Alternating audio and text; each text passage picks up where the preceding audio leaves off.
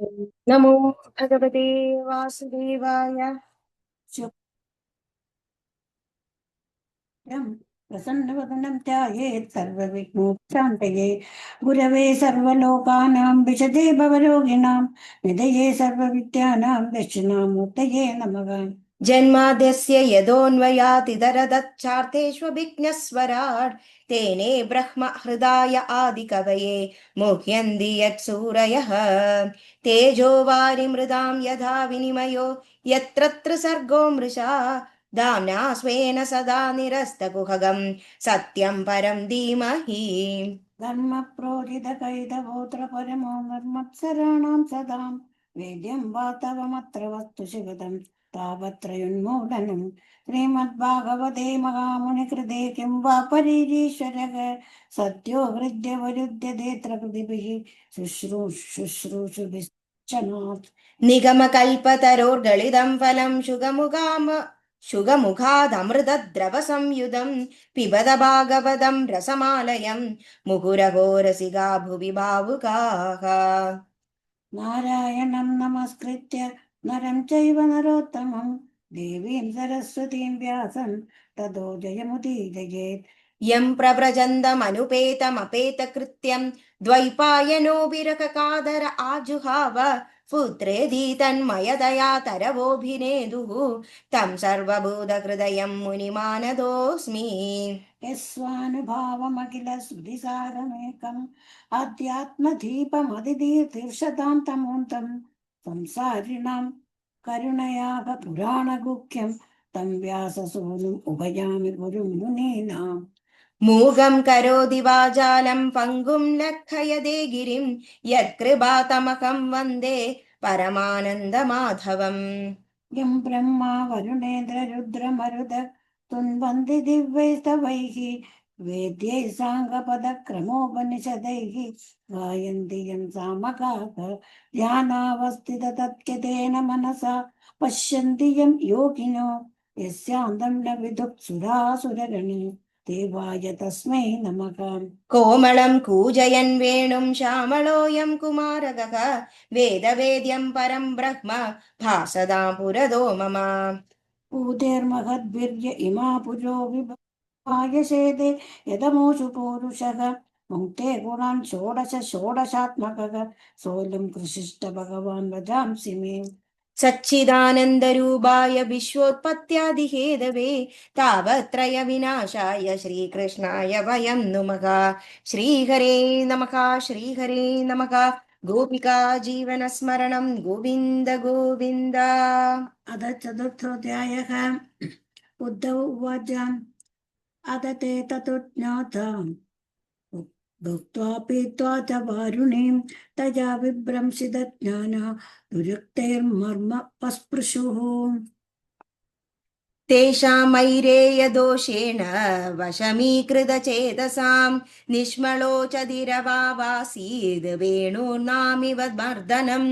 भगवान् स्वात्ममायाया किदिं तामवलोक्य सः सरस्वतीम् उपस्पृश्य वृक्षमूलम् उपाविशद। अहं चोक्तो भगवता प्रपन्नार्ति हरेणः बदरीं त्वं प्रयाहीति स्वकुलं सञ्जिहीर्षुणा। अदापि तदपि प्रेदं ध्यानन्नहमरिन्दम् अरिन्दमां पृष्ठदोन्वकं पर्थुः विश्लेषणाच्च अद्राक्षमेघमासीनं विचिन्वन्दयि पतिं श्रीनिकेतं सरस्वत्यां कृतकेतमकेतनम्। श्यामावदादं विरजं प्रशान्तारुणलोचनं धूर्भिच्छतुर्भिर्विदितं पीतकौशाम्बरेण च वाम ऊरावधिश्रित्य दक्षिणाङ्घ्रिसरोरुहम् अपाश्रितार्भगाश्वत्थम् अकृशं त्वक्तपिप्पलम्। तस्मिन् महाभागवतो द्वैपायन सुगुत्सखा लोकाननुचरन् सिद्ध आससादयदृच्छया।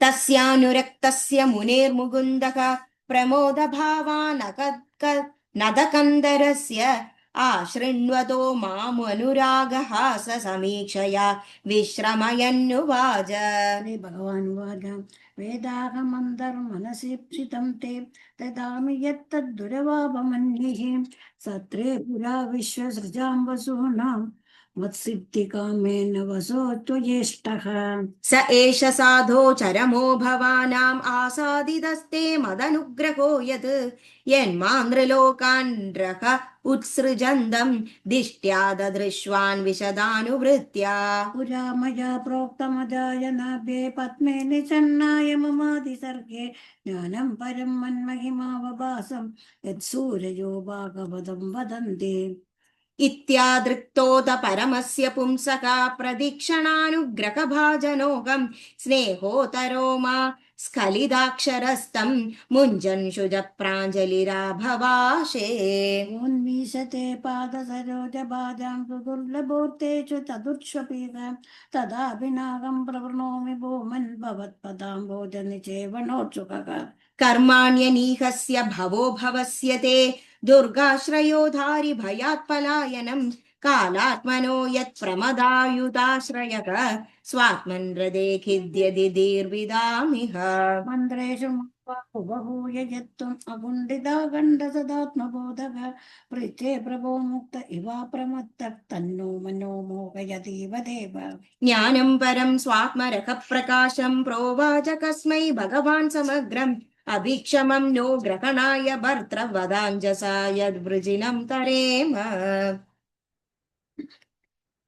इत्यावेदितहार्दाय मह्यं स भगवान् परः आदिदेशारविन्दाक्ष आत्मनः परमां स्थितिम् स एवमाराधितपादतीर्थादधीत तत्त्वात्मविबोधमार्गः प्रणम्य पादौ परिवृत्य देवम् इहागदोकं विरकाधुरात्मा सोऽहं तदर्शनाह्लाद वियोगार्तियूत प्रभो नमेष्येद इदं तस्य बदर्याश्रममण्डलम् यत्र नारायणो देवो नरश्च भगवान् ऋषिः मृदु तीव्रं तपो दीर्घं ते पादे लोकभावनौ ऋषभोवाचाम् इत्युद्धवादुभाकर्ण्यं सुहृदां दुःसखं वदं ज्ञानेनाशमयच्छक्ता शोकमुत्पतितं कुतः सदं महाभागवदं व्रजन्दं कौरवर्षभः विश्रम्भादभ्यदत्तेदं मुख्यं कृष्णपरिग्रहे विदुरोवाच ज्ञानं परं स्वात्मरः प्रकाशं यदाह योगेश्वर ईश्वरस्ते वक्तुं भवानोर्कति यदि विष्णोर्भृत्या स्वभृत्यार्थकृतचरन्ति उद्धव उवाच ननु ते तत्त्वसम्राध्य ऋषि कौशारवोन्दिमे साक्षात् भगवदादिष्टो मर्त्यलोकं जिहासता श्रीशुभोवाच इति सह विदुरेण विश्वमूर्ते पुनः कथया सुदया प्लावितोर्तापक क्षणमिव पुलिने यमः सुसुस्तां समुषित औपवगवर्निशाम्य ततो राजोवाच निधनमुपगदेषु वृष्णिभोजे स्वधीर्दद